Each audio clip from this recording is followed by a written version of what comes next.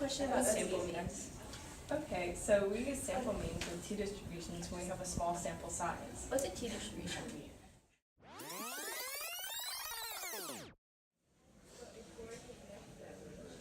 Hi, I'm William Gosset. I'm from Canterbury, England. William Gosset was born in England on June 13, 1876, and died October 16, 1937. He studied chemistry and mathematics at New College in Oxford, England.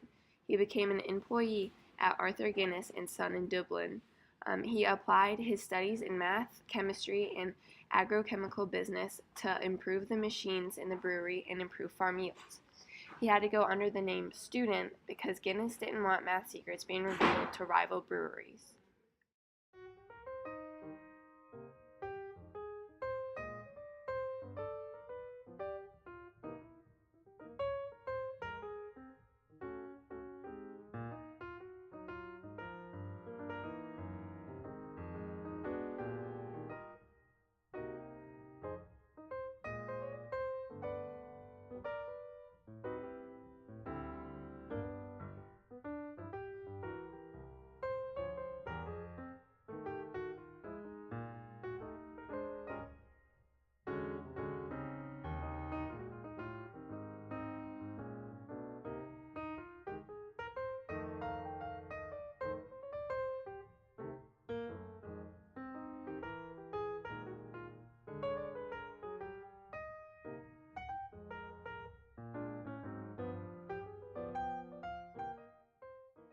In 1905, William contacted Carl Pearson and arranged to go to London to study with him.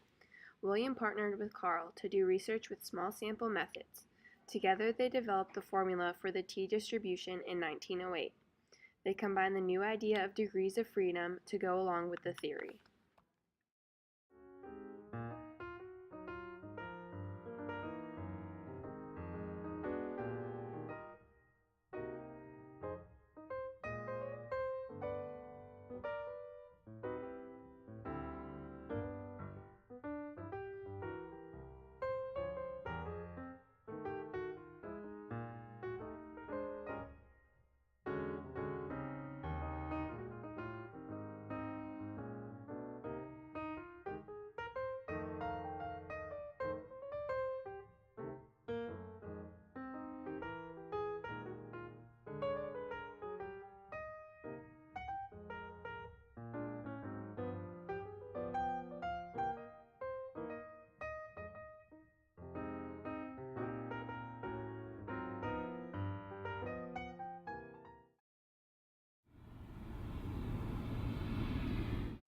And that's why we use t-distributions. Thanks.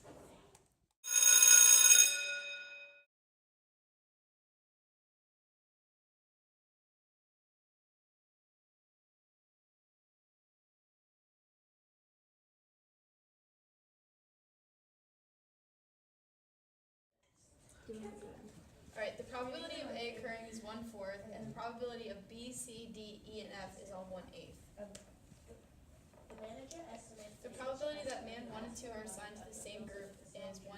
the restaurant 25 cents.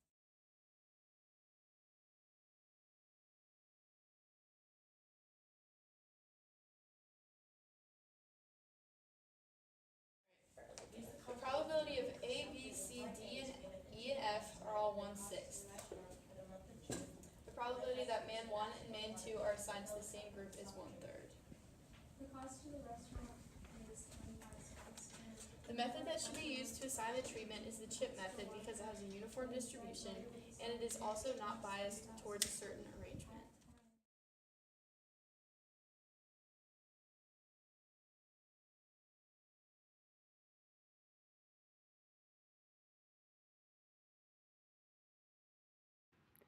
To get an E on part A, I, you would need to correctly calculate the probability of each arrangement occurring and write it in the correct box as a decimal. You would get a P on this part if some of the probabilities were correctly written and some were not correct. You would get an I if you wrote an incorrect probability for all or most of the arrangements.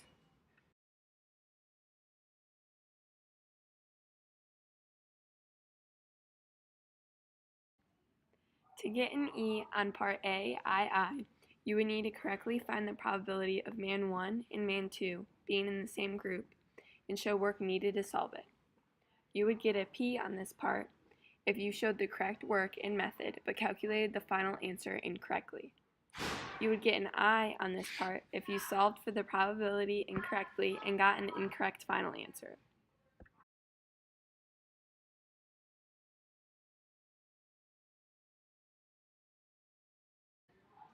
To get an E on part BI, you would need to calculate the probability of each arrangement occurring using the chip method correctly and having it all add up to 1. You would get a P on this part if some of the probabilities were correctly written and some were not, or not all of the table values added up to 1. To get an I on this part, one would have to incorrectly give the probabilities for the majority of the arrangements.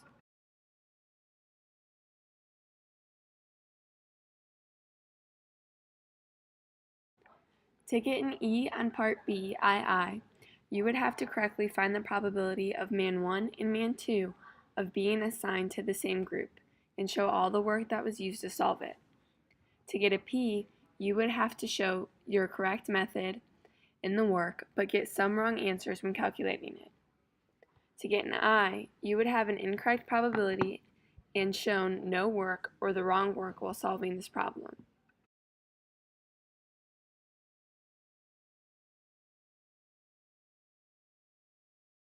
To get an E on part C, you would have to correctly state which method you used and why. This would be shown through correct math calculations and work to prove that it's the most realistic option to use. To get a P, you would correctly state which method you would use and why, but there would be miscalculations when showing your work. To get an I, you chose the wrong method, and even though there was work to go along with it, the work was also incorrect.